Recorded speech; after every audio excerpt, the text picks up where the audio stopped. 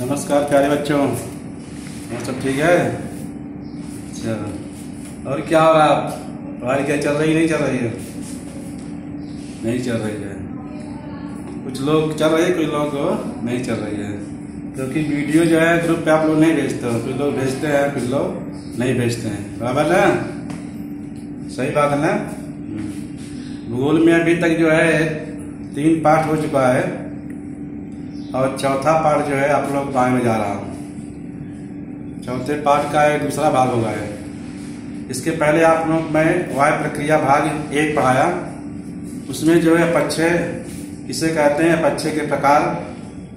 अपक्षय के 3 प्रकार है: भौतिक अपक्षय, रासायनिक अपक्षय और जैविक अपक्षय।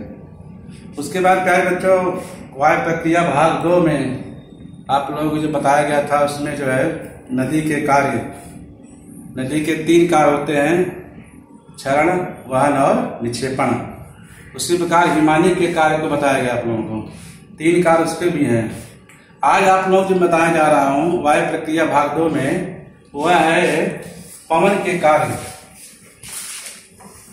पवन के कार्य एवं भूरूप। पवन किसे कहते हैं, इससे पहले जान लीजिए आप लोग। हवा की हलचल को पवन कहते हैं। पवन गैस रूपी वायु कारक है। क्या है? गैस रूपी वायु कारक है। पवन के मुख्य रूप से 3 कार्य हैं: क्षरण, वहन और निक्षेपण।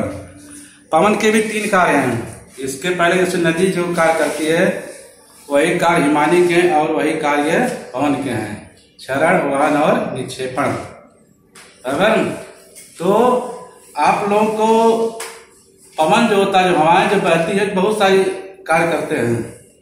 जब हवा चलती है तो उसके साथ साथ मिट्टी के कण भी उड़ते हैं। बराबर? क्षरण हो रहा है। क्षरण माने क्या होता है? खनन। क्या होता है? खनन। और क्षरण, वहन और निक्षेपण। तीसरा क्या आ गया नंबर 2 में कि जब पवन का क्षरण कार्य होता है तो पवन के क्षरण कार्य निम्न है। इससे क्या क्या जो है भूरूप तैयार होते हैं। पहला है भू चट्टान, तीसरा है अक्षण गड्ढे और तीसरा है यारदान। तो 3 जो है कार्य, 3 भूरूप होते हैं। पवन के क्षरण कार्य से 3 भूरूप तैयार होते हैं। पहला क्या है? भू छत्र चट्टान। और ये क्रिया वहां पर होती है अधिक मरुस्थलीय क्षेत्रों में और जहां कम वर्षा होती है। मरुस्थलीय क्षेत्र में हवाएं तेज चलती हैं, क्योंकि हवाओं का रोक टोक वहां नहीं रहती है। वहां पर बड़े बड़े पेड़ पौधे नहीं हैं, वहां पर बस्तियां नहीं हैं, इसलिए हवाएं तेज चलती हैं। जब मरुस्थलीय क्षेत्र में हवाएं तेज चलती हैं तो वहां पर जो मरुस्थलीय क्षेत्र में चट्टानें पाई जाती हैं, उसका क्षरण होता है। क्योंकि हवा जब बहती है तो पृथ्वी से जब हवा चलती है तो उसका जो कार्य अधिक होता है। जैसे जैसे ऊपर जाएगी तो हवा हल्की होती जाती है, उसका कार्य जो है कम होता जाता है। तो जब जो है पृथ्वी के ऊपर से हवाएं चलती हैं तो वहां एक रूप तैयार होता है, उसका नाम है भू छत्र चट्टान। जो चट्टानें मिलती है मरुस्थलीय प्रदेशों में, उसका निचला हिस्से का घर्षण होता है हवाओं से, तो उसका निचला हिस्सा क्या हो जाता है? पतला होता है, और ऊपर का हिस्सा जो है वो चौड़ा रहता है, क्योंकि ऊपर हवाएं उतना कार्य नहीं कर पाती है। उसको देखने में वह चट्टान जो है छतरी का आकार बन जाता है। कैसा आकार? छाते जैसा, छतरी का आकार होता है। इसको हम लोग भूछत्र चट्टान कहते हैं। जैसे आप लोगों को यहाँ दिया गया है, चार्ट के माध्यम से बताना चाहता हूं मैं। ये देखिए प्यारे बच्चों, चार्ट है भूछत्र चट्टान का। देखिए पवन अपना कार्य कर रहा है कहां पर? मरुस्थलीय क्षेत्र में। तो ये जो चट्टान है, चट्टान का निचला हिस्सा देखिए, यहाँ पर क्या हो रहा है? क्षरण हो रहा है, घर्षण हो रहा है, रगड़ हो रही है। इससे इसका निचला हिस्सा क्या हो गया है? पतला हो गया है, और ऊपर का हिस्सा जो है देखिए छाते जैसा दिखाई पड़ रहा है, इसलिए इसको भूछत्र चट्टान कहते हैं। दूसरा है यारदान। क्या है? अब देखिए यहाँ चट्टानों पर यहाँ भी क्षरण हो रहा है। बराबर? इसको यारदान कहा गया है, क्योंकि बीच में जो है चट्टानें घिस गई हैं, इसका हिस्सा जो है नीचे दबा हुआ है। बराबर? तो ये भूछत्र चट्टान और यारदान, ये 2 मुख्य जो है कार्य पवन क्षरण के द्वारा होता है। और जब हवाएं बहती हैं, जहां से बालू उड़ती है, बालू के कण हवाओं के साथ आगे बढ़ते हैं, तो जहां से बालू कण जो है उड़ते हैं वहां से जो है खाली जगह हो जाती है तो गड्ढे का आकार लेता है, जिसको अपक्षरण गड्ढा कहा जाता है। क्योंकि हवा जब तेज चलती है तो रेत एक स्थान से दूसरे स्थान पर जाकर के रुकती है, बराबर। तो ये क्षण कार्य है, इसके 3 भूरूप तैयार हो गए, भूचर चट्टान, अपक्षरण गड्ढे और यारदान। अगला क्या दिया है, पवन का निक्षेपण कार्य। पवन के निक्षेपण कार्य से निम्न भूरूपों की निर्मित होती है। पहला है बरखान, दूसरा है सैफ, लोयस्क मैदान और उर्मी चिन्ह। 4 जो है निक्षेपण माने क्या होता है, रुकना। जब बालू के कण आगे जाकर के हवा के साथ, जहां हवा की गति धीमी हो जाती है वहीं पर ये जो है बालू कण गिर जाते हैं और उससे जो भूरूप बनते हैं उसमें एक नंबर एक क्या है, बरखान। रेत जो है हवा के साथ बहती है, बहते बहते जब रेत जहां इकट्ठा होती है उसका आकार जो है हंसिये जैसा होता है। कैसे होता है, हंसिये जैसा होता है, जिसको हम लोग क्या बोलते हैं, बरखान कहते हैं। क्या कहते हैं, बरखान। ये भूरूप हैं जो पृथ्वी के ऊपर जो निर्मित होते हैं। ये किसके द्वारा हो रहे हैं, पवन के द्वारा। किसके द्वारा, पवन के द्वारा हो रहे हैं। अब यहाँ पर जैसे दिया गया है आप लोगों को सैफ, बालू के टीले, ये देखिए आप सभी लोग इस चार्ट में जो है बालू की टीले दिखाई दे रहे हैं, बीच बीच में जगह है। तो सैफ माने क्या होता है प्यारे बच्चों, तलवार। तलवार जैसा यहाँ बना हुआ है।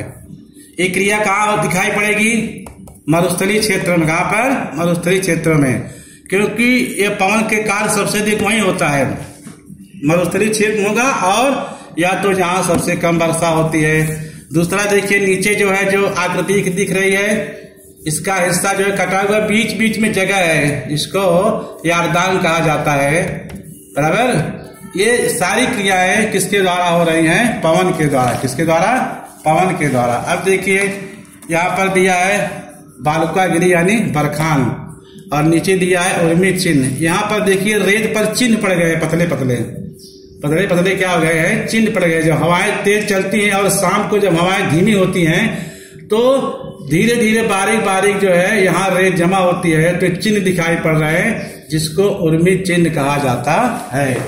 ये जो है रहे पवन के निक्षेपण कार्य। इस कार्य से बरखान, सैफ और लोयस्क मैदान, उर्मी चिन्ह। लोयस्क मैदान क्या होता है, हवाओं के साथ जो है बालू के कण जब आगे बढ़ते हैं, आगे जाकर के जो बारीक कण होते हैं, बहुत छोटे छोटे कण, वो हवा के साथ कुछ दूर चले जाते हैं और वहां जाकर के वो गिरते हैं। यह क्रिया कालांतर में लगातार होते रहने से वहां पर एक मैदान तैयार हो जाता है, जिसको लोयस्क का मैदान कहा जाता है। लोयस्क का मैदान सबसे अधिक कहाँ पाया जाता है, चाइना में। कहाँ पर, चाइना में क्रिया मिलती है देखने को, वहां ऐसे जो है मैदान देखने को मिलते हैं। और आगे क्या देखते हैं, समुद्री लहरों के कार्य और भूरूप। जिस प्रकार जो है हम लोग पवन के कार्य को पढ़े, उसी प्रकार आगे क्या दिया गया है, समुद्री लहरों के कार्य और भूरूप। तो उसके भी वही मुख्य 3 कार्य है, क्षरण, वहन और निक्षेपण। क्षरण, वहन और निक्षेपण 3 कार्य भी यही समुद्री के लहर के लिए है। समुद्री लहरों के क्षरण कार्य होते हैं तो उसके जो है निम्न भूरूप तैयार होते हैं। उसमें पहला क्या है, तरंग घर्षित मंच, दूसरा है समुद्री कंदरा, तीसरा है समुद्री गगार, चौथा है समुद्री कमान। ये 4 जो है दिए गए हैं। यहाँ 4 भूरूप तैयार हो रहे हैं। पहला क्या है, तरंग घर्षित मंच।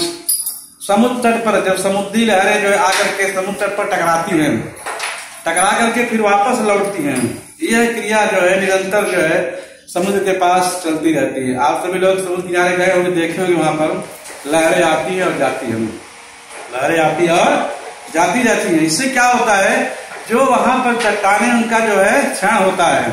क्या होता है, क्षरण काल होता है। हम लोग देखते हैं जब समुद्र में भाटा होता है, ज्वार और भाटा 2 क्रियाएं होती है। पानी अपने एक निश्चित स्थान से आगे बढ़ता है और जाके जहां रुकता है उसको ज्वार कहते हैं। समुद्र का एक निश्चित स्थान से पानी जब नीचे की तरफ जाता है, जहां जाके रुक जाता है, उसको भाटा होता है। हम लोग देखते हैं जब समुद्र जो है खाली जाता है, बहुत सारी वस्तुएं दिखाई पड़ती हैं, लेकिन जैसे ज्वार आता है तो समुद्र में फेंकी हुई सारी वस्तुओं को वो निकाल करके बाहर फेंक देता है। ज्वार और भाटा जो होते हैं, इसके कारण समुद्र की लहरें अधिक बढ़ जाती हैं। जैसे पूर्णिमा हुआ, अमावस्या हुआ, इस समय ज्वार अधिक होते हैं, बराबर। क्योंकि गुरुत्वाकर्षण जो शक्ति कारण जो है, पूर्णिमा के दिन ज्यादा ज्वार होता है। पूर्णिमा पृथ्वी से नजदीक है, सूर्य जो है पृथ्वी से दूर है। तो समुद्र जो है लहरों आती है, टकराती है किससे? चट्टानों से। और चट्टानों से टकराने के बाद क्या होता है, जो भूरूप तैयार होते हैं उसमें पहला है तरंग घर्षित मंच, दूसरा है समुद्री कंदरा, तीसरा है समुद्री कगार और चौथा है समुद्री कमान। तरंग घर्षित मंच, समुद्री कंदरा माने गुफा, कमान जो है, कगार माने ऊंचा हुआ भाग, और कमान जो कमान जैसा दिखाई पड़े। आप लोग एक फोटो के माध्यम दिखाता हूं मैं यहाँ पर, देखिए दिया गया है आप लोग सामने प्यारे बच्चों। ये देखिए एक समुद्र है, समुद्री तटीय भूरूप है, आप लोग ध्यान देखिएगा।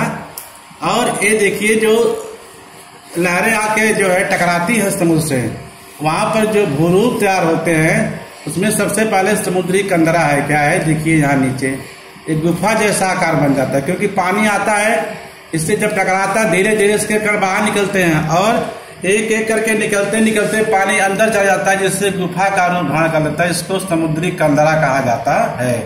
अब देखिए इसके ऊपर का हिस्सा जो है कट कर जो है खड़ा हो जाता है सीधे से, और ये कगार है। क्या माने? कगार माने उठा हुआ भाग। दूसरा है तरंग घर्षित मंच, जब समुद्र के पास बड़े पैमाने पर लहरें आती है और जाती हैं, उससे आकर जो यहाँ पर बालू रेत का निक्षेपण होता है, एक मैदान बनता है, उसको मंच, तरंग घर्षित मंच कहा जाता है। समुद्र की लहरें आ रही हैं और जा रही हैं। उसके बाद वहाँ जो चट्टानें होती हैं, वो चट्टानें जो देखिए इसका आकार इस कमान जैसा हो गया है, धनुष तीर कमान देखे हम लोग, क्योंकि इसका बीच का भाग जो है कट जाता है पानी से, और इसका आकार ऐसा बनता है। इसका नाम जो है समुद्री कमान दिया गया है। आगे दिया गया है समुद्री स्तंभ। अब देखिए चट्टानों का जब क्षण होता है, धीरे धीरे चट्टानों का ऐसा रूप दिखाई पड़ता है जिसको हम लोग स्तंभ, समुद्री स्तंभ कहते हैं। ये हमारा क्या है? समुद्री स्तंभ है। तो ये 4 रूप हुए इसके। कितने हो गए? 4 रूप। अब देखिए आगे क्या दिया है? समुद्री लहरों के निक्षेपण कार्य। समुद्री लहरों के निक्षेपण कार्य से निम्न भूरूप की निर्मित होती है। पहला है पुलिन, दूसरा है बालुका भित्ति, तीसरा है लैगून। दूसरा क्या है? लैगून है। तो प्यारे बच्चों, पुलिन क्या होता है? जब जो है समुद्री लहरें आती हैं और उसके साथ रेत बड़े पैमाने पर आकर इकट्ठा होती है, तो समुद्र तल का भाग जहाँ समतल होता है वहां बड़े पैमाने पर एक मैदान तैयार हो जाता है। क्या तैयार हो जाता है? मैदान, जिसको हम लोग पुलिन या चौपाटी कहते हैं। सीधी भाषा में समझेंगे, चौपाटी सब लोग जानते हैं। जैसे अपने मुंबई में बहुत फेमस चौपाटी क्या है? गिरोही चौपाटी है, गिरगांव चौपाटी है, बराबर। ये सब बड़ी बड़ी चौपाटी है। ये इनका निर्माण किससे हुआ है? समुद्री लहरों से। समुद्र के अंदर से रेत कण आकर के समुद्र के बाहर जमा होते हैं, उससे जो मैदान बन जाता है उसको हम लोग क्या कहते हैं? पुलिन या चौपाटी। जहाँ लोग घूमने जाते हैं करके देखिए वहां भीड़ लगी रहती है। ये क्रिया किससे हो रही है? समुद्री लहरों कारण से। किससे? समुद्री लहर कारण से। दूसरा क्या दिया है? बालू का भित्ति। कभी कभी वह बालू का रेत समुद्र के बाहर ना आकर के समुद्र के सामने, समुद्र के मुख्य भाग पर पानी के अंदर जमा हो जाता है, तो वह जो है बालू की रेत काफी लंबी दिखाई पड़ती है। इसको भीत के समान, भीत माने दीवार, क्या होता है? दीवार के समान जो है, लेकिन उसका भाग ऊंचा कम होता है, वहीं पर जमा हो जाती है, इसलिए इसको समुद्री जो है बालू का भीत कहते हैं। लैगून, जब जो है कभी देखते हैं हम लोग समुद्र के ज्वार आता है तो कुछ हिस्से पर जहां गड्ढा होता है तो वहां पानी ऊपर आता है। कई जगह हम लोग देखे पानी वहां बड़े पैमाने पर रुक जाता है, उसको हम लोग लैगून कहते हैं। लैगून नामक झील उसको बोलते हैं। अधिकांश से कहाँ पाई जाती है? केरला राज्य में। कहाँ पर? केरला जैसे राज्यों में। एक क्रिया किससे द्वारा हो रही है? समुद्र लहरों के निक्षेपण से। समुद्री लहरें आ रही, उससे जो पदार्थ बाहर निकल रहा है, बालू, रेत, कंकड़, आलसम, इनसे जो भूरूप तैयार होते हैं उनको हम लोग जो है पुलिन, बालुका भित्ति और लैगून के नाम से जानते हैं। तो ये जो है पवन के कार्य और समुद्र के लहरों के कार्य, 3 कार्य आप लोग बताए गए। कितने कार्य? 3 कार्य। एक बार फिर तो आप लोग देख लीजिए यहाँ पर पवन के कार्य एवं भूरूप, पवन के कार्य एवं भूरूप। पवन के कौन कौन से कार्य हैं? 3 कार्य हैं, क्षरण, वहन और निक्षेपण। पवन का क्षण कार्य जो होता है जिसके निम्न है भूछद चट्टान, अपक्षण गड्ढे और यारदान। इसके माने 3 भूरूप तैयार होते हैं, बराबर, भूछद चट्टान, अपक्षण गड्ढे और यारदान। और पवन का जब निक्षेपण होता है, जो पदार्थ पवन द्वारा बहा कर लाए जाते हैं जहां रुकते हैं उसको निक्षेपण कहा जाता है। इससे बरखान, सैर, लोयस मैदान, उनमें चिन्ह जैसे भूरूपों का निर्माण होता है। उसके बाद हम लोग देखते हैं समुद्री लहरों के कार्य और भूरूप। समुद्री लहरों के कार्य और भूरूप के समुद्री लहरों का भी कार्य यही है, क्षरण, वहन और निक्षेपण। फिर समुद्री लहरों के क्षण काल से क्या कौन कौन से भूरूप तैयार हो रहे हैं प्यारे बच्चों? पहला है तरंग घर्षित मंच, समुद्री कंदरा, समुद्री कगा और समुद्री कमान। अब समुद्री लहरों के निक्षेपण से क्या हो रहा है? पुलिन, बालुका भित्त और लैगून, ये 3 चीजें हैं जो समुद्री लहरों के निक्षेपण से तैयार होती हैं। पुलिन माने क्या होता है प्यारे बच्चों? चौपाटी। जहाँ सब लोग घूमने जाते हो तो मुंबई में 2 प्रमुख चौपाटी आप लोग बताया गया है, एक जुहू चौपाटी और एक क्या है? गिरगांव चौपाटी। ये चौपाटी कहाँ मिलेगी? ये पुलिन कहाँ मिलते हैं? समुद्र के किनारे। उसके अंदर जो समुद्र के अंदर जो है एक दीवार बन जाती है बालू की, वहां इकट्ठा होते हैं तो क्या होती है? बालू का भित्ति। तीसरा क्या है? लैगून। आज के जो गृह कार्य हैं, पवन के कार्य का वर्णन करो। दूसरा है समुद्री लहरों के कार्य का वर्णन करो। तो प्यारे बच्चों 3 जो है तो गृह कार्य दिए गए आप लोगों को। इसके साथ साथ आप लोग इसको देखिए और इसको लिखिए और लिख करके ग्रुप पर भेजिए, क्योंकि परीक्षा आने वाली है। परीक्षा आ जाएगी तब जो है पछताना पड़ेगा, इसलिए भी समय है। आप लोग इस वीडियो को देखिए और देख करके अपना अपना घर काम जो है अपने ग्रुप पर डालिए। अब फिर जब मिलेंगे तो इसका अगला भाग में पढ़ाऊंगा। जय हिंद।